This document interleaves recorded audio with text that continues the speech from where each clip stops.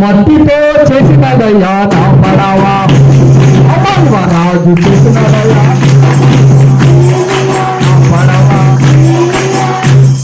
ఆ భక్తురాలు జోలికి ఏం పోను, దండం పెడతా, మట్టితో వేసిన పడవని మాత్రం పాట పాడకన్నాడు వాడు.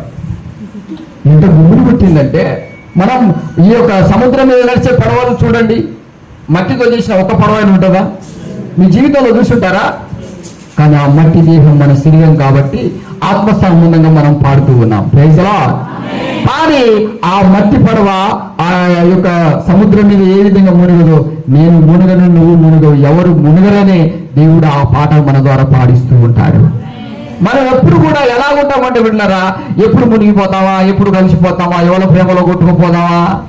బలవంతం చేసే లోక ప్రేమలన్నిటికంటే బలవంతం చేసే క్రీస్తు ప్రేమ చాలా స్ట్రాంగ్ గా నిలబడుతుంది నీకు.